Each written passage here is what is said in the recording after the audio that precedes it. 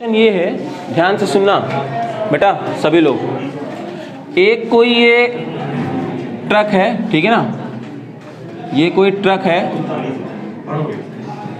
शांत रहो। ये ट्रक है, ये किधर जा रहा है, इधर जा रहा है विद एक्सेलरेशन ए। और यहाँ से जैसे कि ये हुक लगा हुआ था, हुक से एक रस्सी में क्या हुआ था, मतलब कि एक जो सिंपल बॉब होता है वो हैंग हो रहा था। तो जब ये ट्रक इधर चल रहा था तो रस्सी जो है ना यहाँ से ऐसे एंगल बनाते हुए, वर्टिकल से थीटा एंगल बनाते हुए, ये बॉब जो है जिसका मास स्मॉल m था वो ऐसे यहाँ पे हैंग था। कभी ऐसा देखा है कि ट्रक चल रहा होता है और उसके पीछे अगर वो कोई कपड़ा लगा हुआ है या फिर रस्सी लटकी हुई है तो वो भी एक इंक्लाइन एंगल पे इक्विलिब्रियम में रहती है ना, रहती है ना।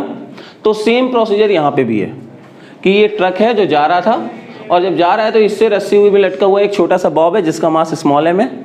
तो और जब ये ट्रे ए एक्सेलरेशन से जा रहा है तो ये थीटा एंगल पे इक्विलिब्रियम में है, ठीक है ना। थीटा एंगल पे ये ब्लॉक कैसा है, इक्विलिब्रियम में है। तो थीटा कोई भी हो सकता है, 30 डिग्री, 45 डिग्री, 60 डिग्री। तो उसमें ये बोला गया what should be the value of A so that this block is in equilibrium at this angle theta. Question समझ में आया, नहीं आया? क्वेश्चन नहीं आया, फिर से बताऊं?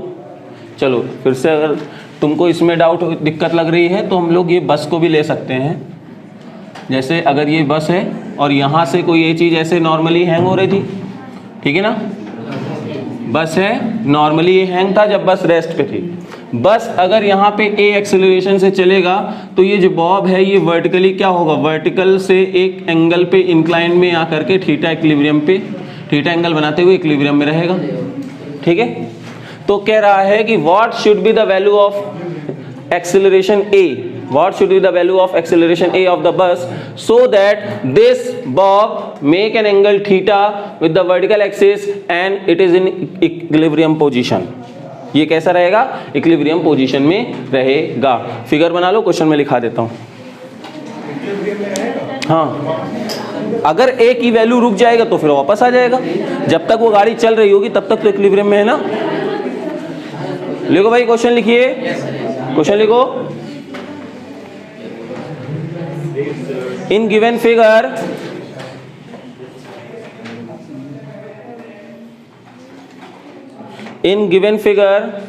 a bob of mass small m, bob B-O-B, a bob of mass small m hang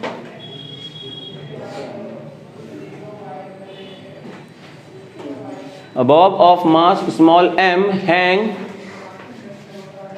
with string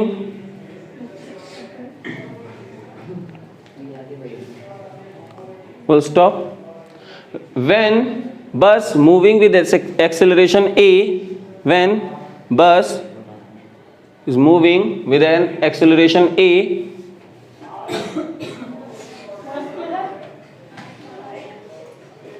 then this bob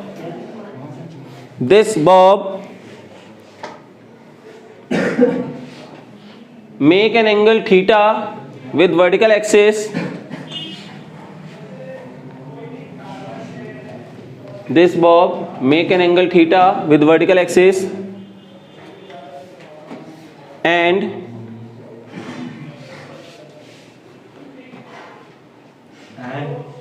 stay in equilibrium position, stay in equilibrium position,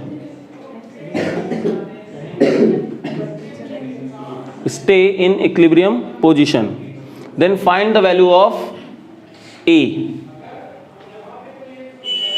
क्योंकि आप सबको पता है कि जैसे ही ये बस रुक जाएगी फिर से ये बॉब जो है अपनी ओरिजिनल पोजीशन में आ जाएगा। बहुत ज़्यादा होगा तो ये थीटा की वैल्यू भी ज़्यादा हो जाती है, ऐसा तो फील हो रहा है ना, क्लियर है ना। तो किसी पर्टिकुलर थीटा में अगर सेट है तो ए की वैल्यू कितनी होगी, ये चीज़ निकालनी थी। तो दो तरीके से हम लोग इसको करेंगे, एक ऐसे तरीका जो कि जिस बच्चे को सूडो फोर्स लगाना नहीं आता, विदाउट सूडो फोर्स, तो और एक ऐसा जो केस करेंगे जिसमें सूडो फोर्स जिसको आता है, ठीक है ना। तो तो विदाउट सूडो फोर्स वाला बच्चा कैसे करेगा, ध्यान से सुनना, ठीक है ना। विदाउट सूडो फोर्स वाला बच्चा कैसे करेगा, ये देखो ये रेस्ट पे जमीन पे है ये बच्चा, जैसे आप हैं, आप देख रहे हो, आप कहोगे सर ये अगर बस विद ए एक्सेलरेशन इधर आ रही है तो हमें तो ये बॉब भी इधर जाता दिख रहा है, वो बात अलग है कि ये इक्विलिब्रियम पोजीशन मतलब शो कर रहा है, मतलब ये से एंगल चेंज नहीं हो रहा, यही तो आप बोलोगे कि ये एंगल चेंज नहीं हो रहा है सर, ये तो हमें ठीक है दिख रहा है, लेकिन अगर ये पूरी की पूरी बस जा रही है तो तुमको भी ये इधर जाता हुआ दिख रहा है। आप क्या करोगे, इसके एफबीडी बनाने आओगे, ठीक है ना। तो ये रही, आपने एफबीडी बनाने के लिए क्या किया, बॉब है, ये यहाँ से एंगल थीटा बनाया, वर्टिकल से एंगल थीटा बना, रस्सी में टेंशन टी है, बॉब का मास mg है, इसके अलावा कुछ हुआ, दो फोर्स के अलावा कुछ लग रहा है, नहीं लग रहा है। आपने कंपोनेंट्स लिए, थीटा ये बन रहा है तो सर थीटा ये भी होगा, टी कॉस थीटा ये लगा और टी साइन थीटा इधर आ गया। ध्यान से सुनना बच्चे, इधर देखो, ये सर वर्टिकली मूव नहीं कर रहा है, ए भाई इधर, ये ब्लॉक सर हिल डुल नहीं रहा है, ठीक है ना, वर्टिकली कैसा है, इक्विलिब्रियम में है, तो यानी आप कहोगे सर टी कॉस थीटा ने क्या किया, टी कॉस थीटा ने बैलेंसेस mg, वो mg को बैलेंस कर देता है। लेकिन टी साइन थीटा जो फोर्स इधर लग रहा है, दिस इज अनबैलेंस्ड फोर्स, ये अनबैलेंस्ड फोर्स है कि नहीं। तो आपकी नजर में ये पूरी की पूरी बॉडी इधर मूव कर रही है कि नहीं कर रही है, तो आपकी नजर में ये बॉब भी इधर मूव कर रहा है कि नहीं कर रहा है, तो आप क्या सोचोगे कि इस बॉब को इधर लेके कौन जा रहा है, टी साइन थीटा। बोलो बच्चे, नहीं समझ में आया, क्योंकि इस बॉब में कोई भी और फोर्स नहीं लग रहा है ना, आपके रिस्पेक्ट में ये पूरी की पूरी ट्रेन इधर जा रही है, मतलब ये बॉब इधर जा रहा है। आपने बॉब की इक्वेशन बनाना शुरू किया, टी कंपोनेंट है, टी है, mg है, टी का component T cos theta, T ने mg को बैलेंस कर दिया।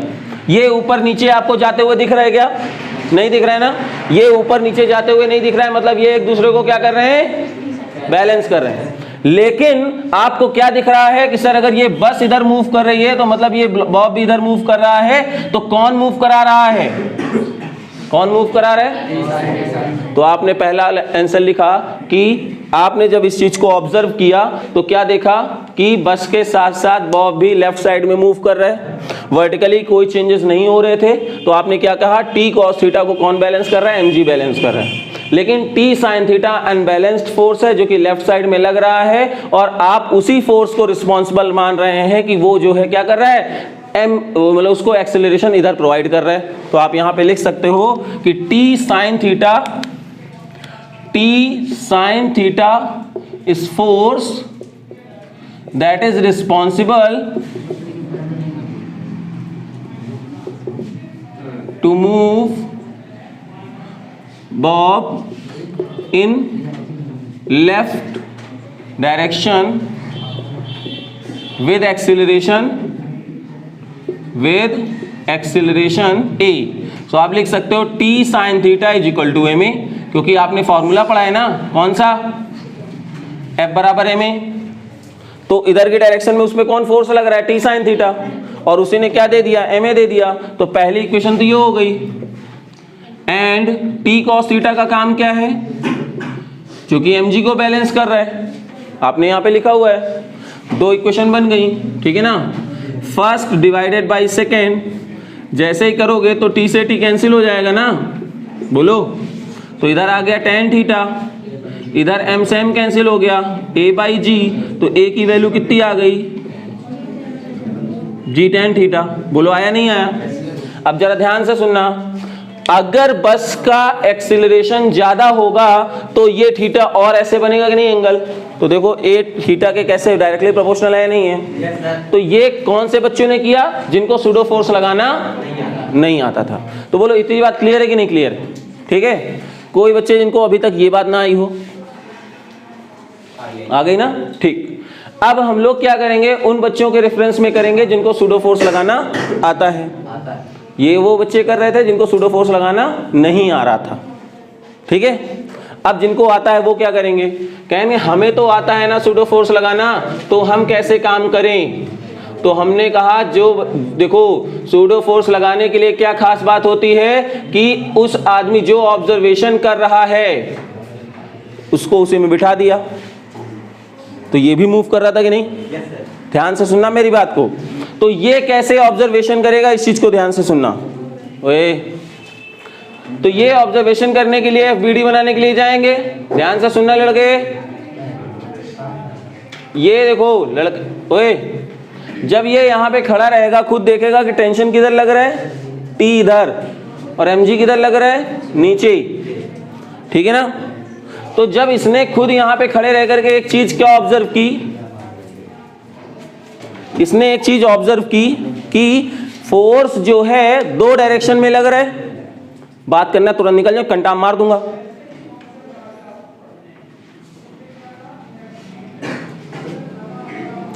समझो मेरी बात को।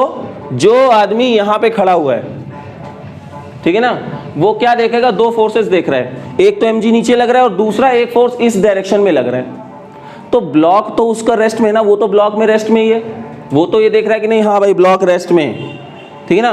तो वो क्या चाहेगा, वो चाहेगा कि अगर ब्लॉक रेस्ट में है मतलब इस पे लगने वाले सारे फोर्सेस कैसे होने चाहिए, बैलेंस होने चाहिए, होने चाहिए नहीं होने चाहिए। तो उसने क्या किया, जो इस डायरेक्शन में इंक्लाइनेशन में टी लग रहा था उसका एक कंपोनेंट तो ऊपर आ ही गया, टी कॉस थीटा। इसका एक कंपोनेंट देखो, इसका एक कंपोनेंट ये थीटा, क्योंकि ये थीटा है तो ये थीटा आएगा, तो इसका कंपोनेंट टी कॉस थीटा उधर गया कि नहीं गया। तो टी कॉस थीटा ने mg को तो बैलेंस कर दिया, लेकिन यहां से देखो टी का एक कंपोनेंट इधर भी आ रहा है जो कि कौन सा है, टी। और उसने देखा कि भाई टी का एक कंपोनेंट अनबैलेंस्ड है जो कि लेफ्ट साइड लग रहा है, लेकिन इसके रिस्पेक्ट में ब्लॉक कैसा है, ब्लॉक कैसा है, रेस्ट पे है, और लेकिन ये फोर्स इधर लग रहा था।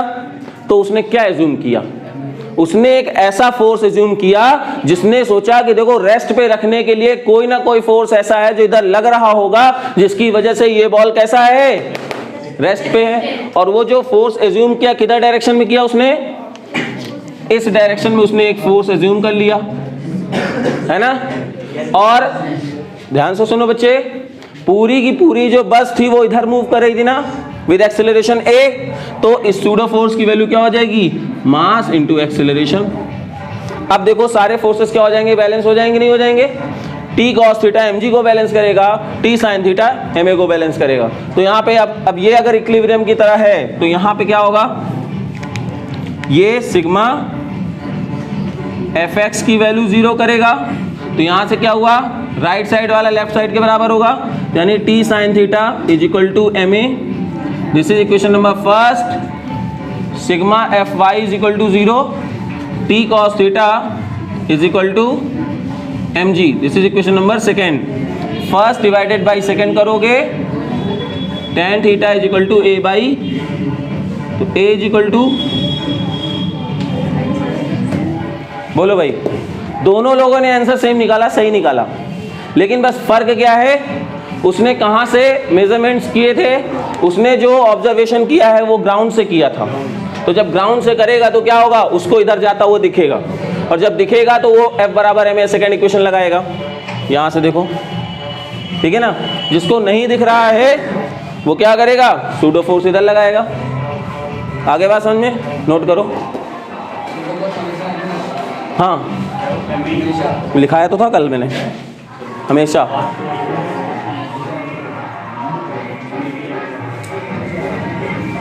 चलो स्टार्ट करते हैं फ्रिक्शन, ठीक है ना। फ्रिक्शन,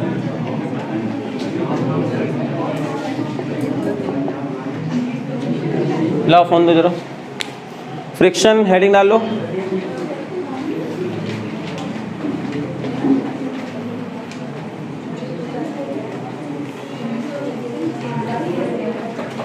लिखो भाई, फ्रिक्शन में कुछ पॉइंट्स लिखने हैं, पहले लिख लेते हैं फिर आगे बात करेंगे।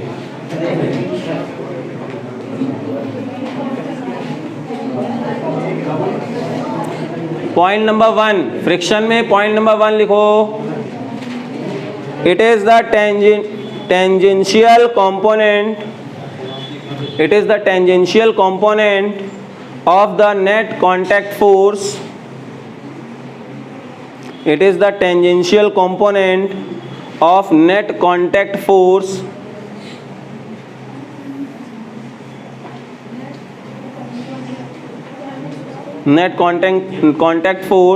acting between two bodies in contact. Acting between two bodies in contact.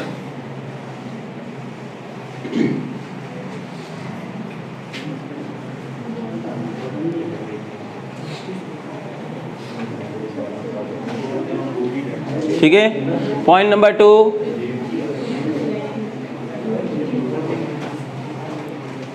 it starts acting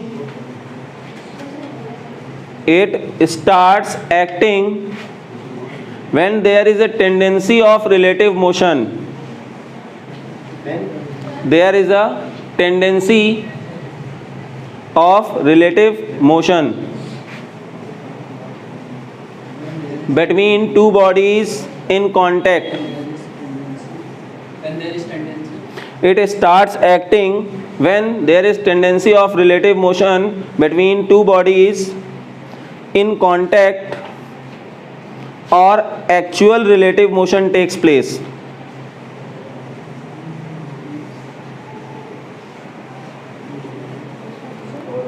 Between two bodies in contact or actual relative motion takes place.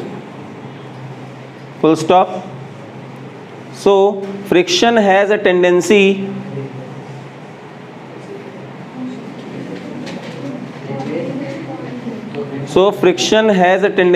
to stop relative motion between two bodies in contact. Friction has a tendency to stop relative motion between two bodies in contact. अच्छा. Friction has a tendency to stop relative motion between two bodies in contact.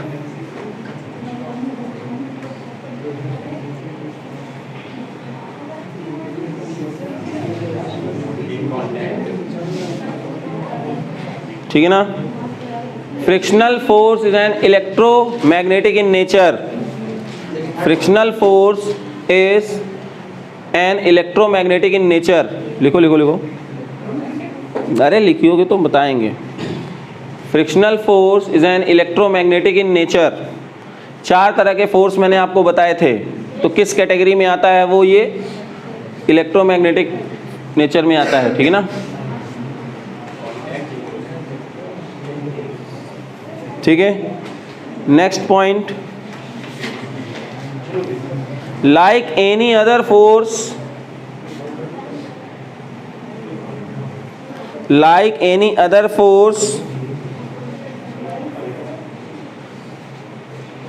frictional force also, मतलब comma लगा करके, frictional force also make a pair of equal and opposite forces.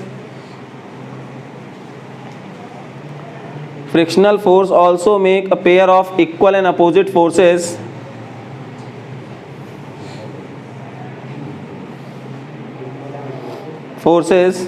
acting on the two different bodies.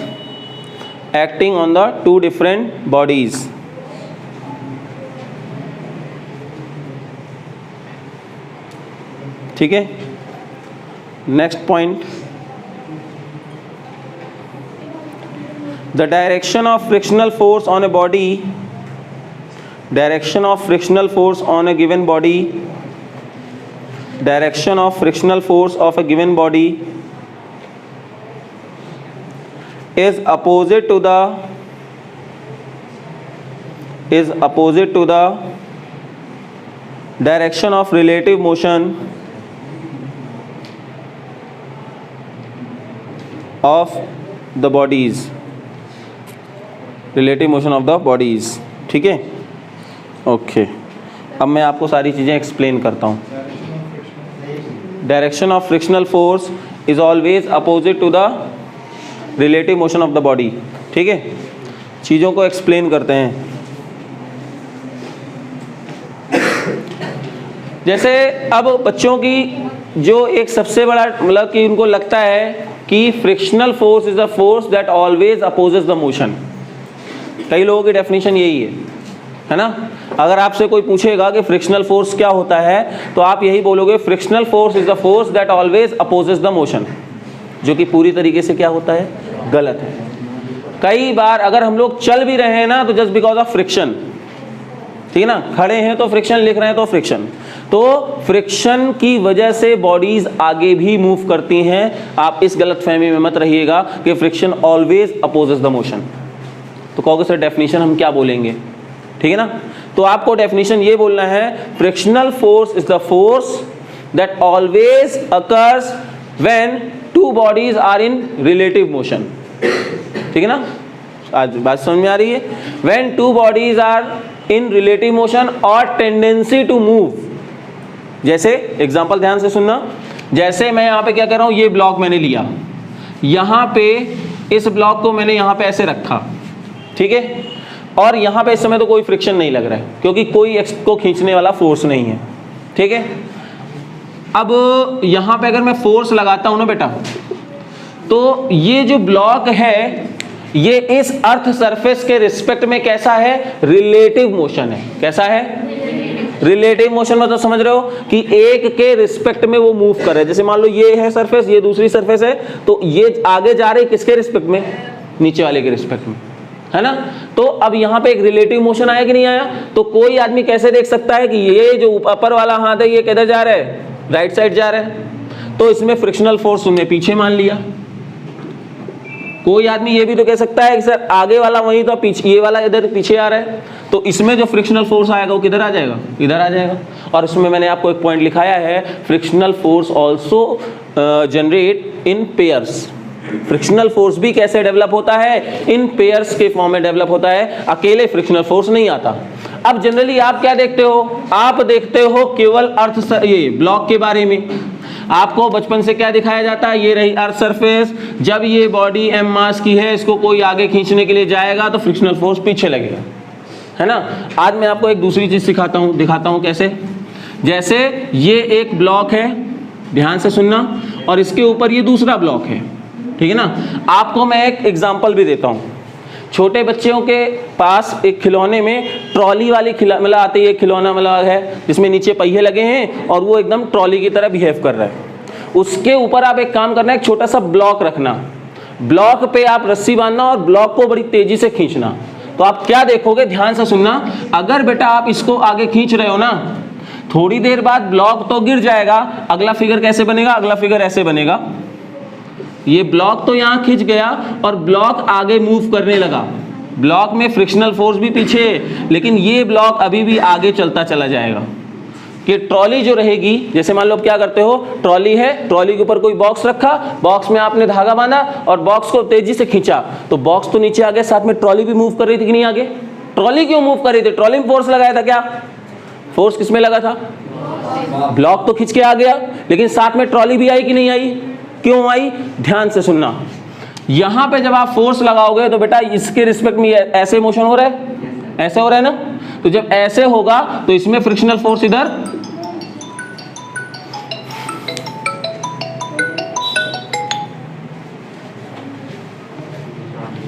इसमें frictional force पीछे इधर, ध्यान सुनना, जब ये इधर जा रहा है तो फ्रिक्शनल फोर्स इधर ना, तो इसमें फ्रिक्शनल फोर्स किधर आई, बात समझ में नहीं आई।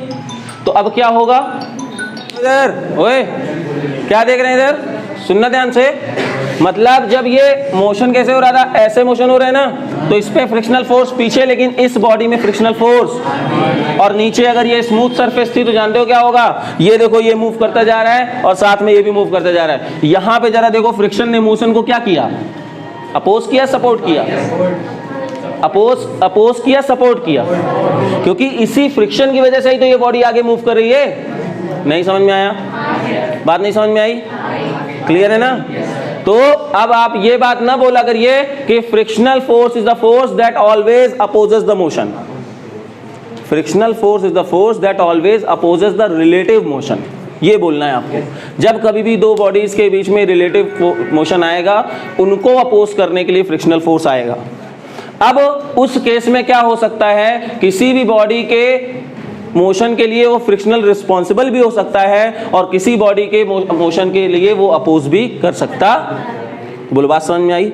एक्चुअलिटी क्लियर है? मैंने बोला था इलेक्ट्रोमैग्नेटिक फोर्स होता है, तो वो सारी चीजें हम लोग डिस्कस करेंगे। फ्रिक्शनल फोर्स आता क्यों है, कितने टाइप का होता है, वो सारी चीजें हम लोग नेक्स्ट टर्न पे करेंगे, ठीक है ना। तो आज के लिए इतना ही रखते हैं।